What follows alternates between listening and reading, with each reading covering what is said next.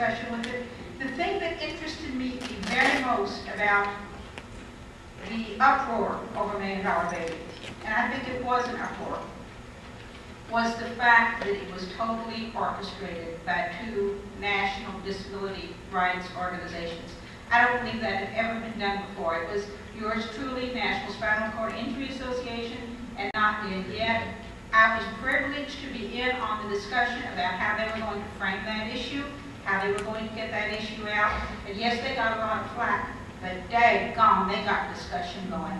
And I believe that we have an opportunity that if we just take advantage of it, we can begin to influence some of the discussion of disability issues and turn them into public issues, as John says they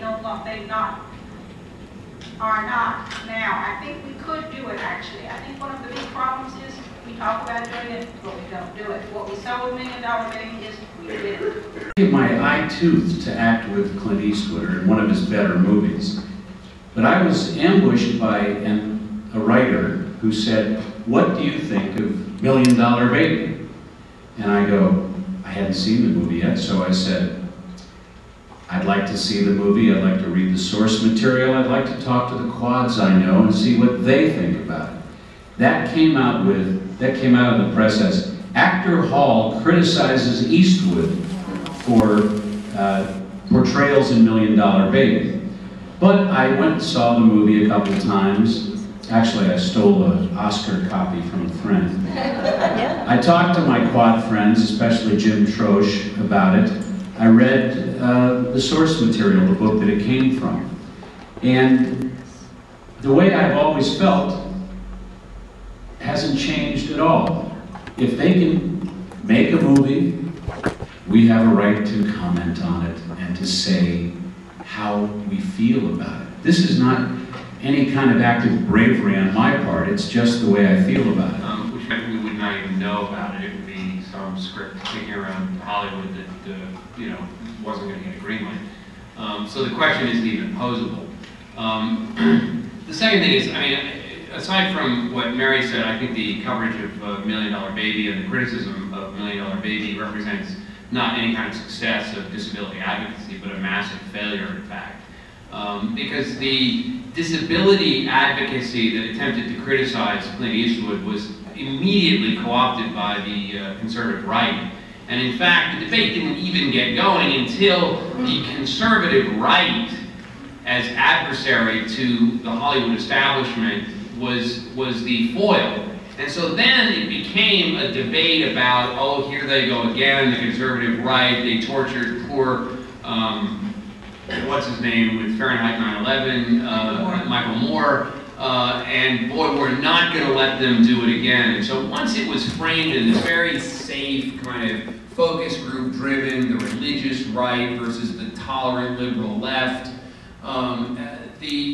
then the debate proceeded, and of course the Oscars were foretold, and what was lost was the perspective of the people who had no standing whatsoever, and that was the people with disabilities. And the other thing that I would object to is that $1 Million Baby shaped no one's view of people with disabilities. $1 Million Baby worked because people don't have a view of people with disabilities. $1 Million Baby, in fact, depends upon the utter ignorance of the movie-going audience to take as plausible this idea that you're going to commit suicide if you're someone with quadriplegia. So I think that the $1 Million Baby thing, while it generated some headlines, is a cautionary tale and an object lesson that's, from my perspective, profoundly negative. Anybody else want to comment on that?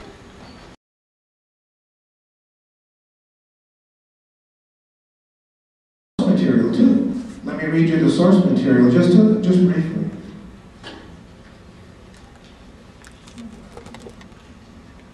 This is from FX Tool short story, $1 Million Baby. Maggie was given first-class treatment with genuine concern for her well-being. This was at a place that in his story was called Evergreen Rehabilitation Center, which is a universe away from Serenity Glen. He says, She was one of 10 quadriplegics there, but there were many more paraplegics and amputees of all kinds. Most of the patients were cheerful. Now imagine, if you will, if the screenwriter, Paul Haggis, and Eastwood got together and they said, now how are we going to translate this material to the screen? Well, it was too complex for them. They say too much technicalities, too much technology, too little knowledge. In this interview, Eastwood says that they hired a rehab consultant. Well, if they did, they certainly did waste their money, didn't they? So he chose not to put that in. And what that does is, it perpetuates a myth about disability, specifically about quadriplegia being the most horrific thing that can ever happen to you. Because they didn't even address it. We didn't address that rehab setting. If they had of, Maggie would have been seen as less than heroic and much more tragic. Because she would have been the real loser. She would have been the only person in that scene, or in that movie, who chose not to live. But they didn't want to show that at the 90%, 95%, 99%, the people who were working hard to try to come to grips with this, whatever happened to them, you know. I mean, that's not an easy thing to do. You can't do it in 6 or 8 weeks in rehab, but at least you can get a start on it. But she chose not to even get a start on it. That's what the movie would have been had they filmed it according to the source material.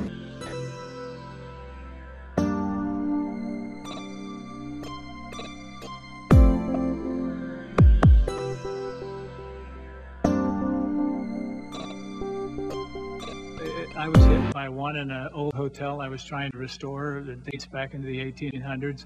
And it was on just an allegation that somebody was there, and a year earlier they had been denied access. They waited a whole year to file a suit.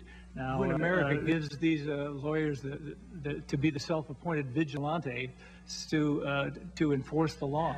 Mr. Eastwood said that it was a year from when the person visited his ranch, his hotel, before he got sued. He didn't mention to you that he got a letter after 3 months about the violations. That's called notice, I believe.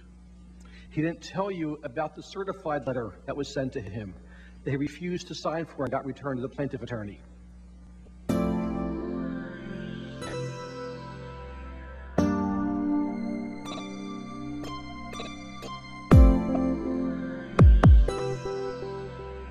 And I said this after the ADA passed. I said the next thing is we got to pass what has now become known as MCASA.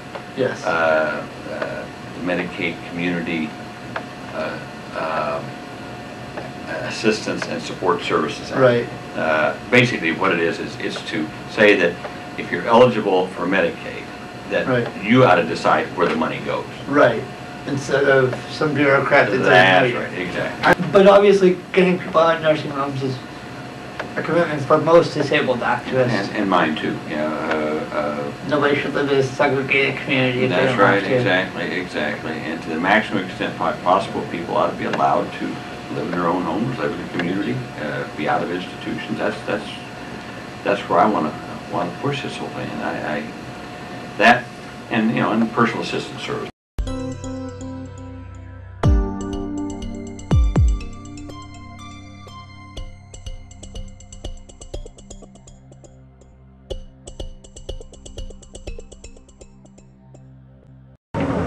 Is this a great rally or what? Yeah! Are you here to have your voice heard? Yeah! You bet you are. I just want to say what an honor and a privilege it is for me to be here today to fight for an issue that we all care about so passionately. We have to unite and make sure that our voices are heard so that MCASA is passed and we free our people. Yeah. I just want to take a minute to welcome you to Washington. In marching from Philadelphia to our nation's capital, I know that you've overcome obstacles, stereotypes, before I hear you in a few thunderstorms. Well, congratulations. I have the pleasure of working so closely with many of the organizations that have provided the support for this march, and I am honored to join you here this afternoon. I hope that the last 2 weeks have been exciting, enriching, and empowering for each and every one of you. Your presence here in Washington is a powerful one. And I thank all of you for all that you've done to raise awareness and bring attention to the silent struggles that are faced by so many. We must continue the fight for the full implementation of the Olmstead decision until every single person with a disability who can live at home is given that option. That's right! The work that you're doing to increase the momentum around the Medicaid Community-Based Attendance Services and Support Act, MICASA, is a critical part of this fight. And I'm proud to be a co-sponsor of that important bill because I believe strongly in providing individuals with the choice to live at home and be a part of their community if at all possible. Ladies and gentlemen, as someone with a disability, this is something that I know about and live firsthand. You know, every day I get up at 5 or 6 in the morning, get ready for work, and it takes me about 3 hours, and that's with the assistance of a home health aide, and then getting in an accessible van and heading off to work in the United States Congress. Well, I'm one of the lucky ones because I can afford these things. And let me tell you, if I couldn't, I wouldn't be here right now. Because you can't get to Congress if you can't get out of bed. Right! Wow. Well, ladies and gentlemen, Congress has the power to level the playing field and give eligible individuals equal access to community-based services and support. We simply, though, cannot achieve the goal of implementing the Olmstead decision until we remove the institutional bias in Medicaid. Furthermore, Medicare doesn't sufficiently cover home health aides, and in too many instances, the system actually works against people by refusing to cover home health aides for those who are able to leave their homes. Well, this is another problem that I am committed to addressing in serving in Congress. Furthermore, too many forms of public transportation aren't accessible to people with disabilities. We know this. So thousands of people across America are lying in bed right now instead of sitting in classrooms, in boardrooms, or serving with me in the United States Congress. And this is a national disgrace. Well, ladies and gentlemen, in closing, let me just say that we've made great progress in recent years with the passage of the ADA and the recognition of access as a civil right. Yeah! But as long as there are people who feel imprisoned by their disability, and we know they are out there, we still have work to do. Well, together we can open the door to full participation by people with disabilities in our communities, in our workplaces, and our American dream. I look forward to our continued work on these priorities together. And by working together, yes, we will free our people. Thank you very much. Yeah!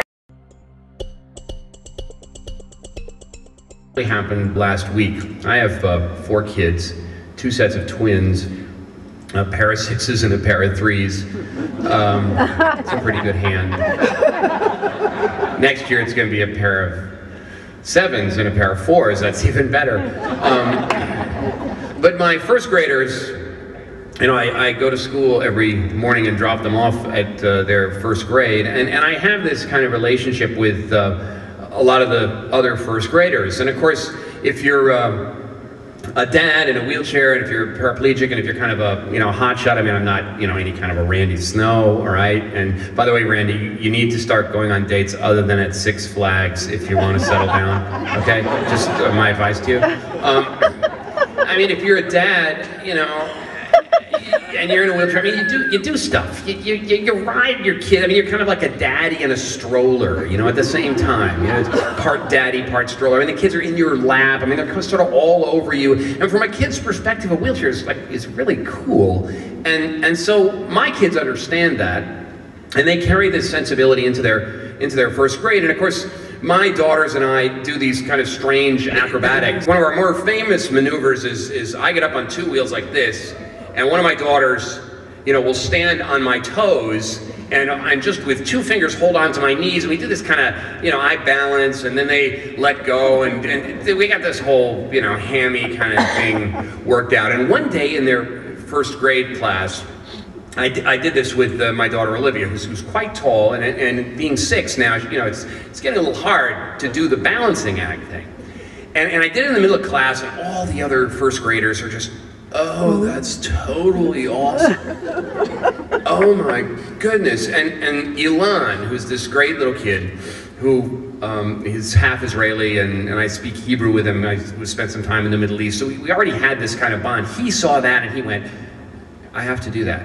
I have to do that. And I said, well, no, actually, Ilan, you know, it's probably not a good idea. My daughters, you know how to do this. They've been doing it for years, and you know, we're in a school, and I'm in the middle of a first grade, and putting like someone else's kid on my feet and doing like sort of balancing. I said, this will make the teachers really nervous, Ilan.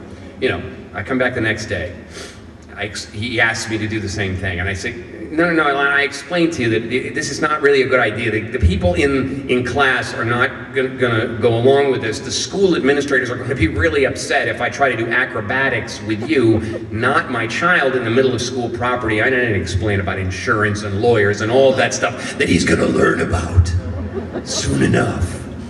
And Ilan's response was, I'll cover for you. And I had to explain to Ilan that, oh my God, I mean, in this world that he's growing up in, he's going to learn that, like, adults who let first graders cover for them, not a good outcome. No, Ilan, it doesn't work that way.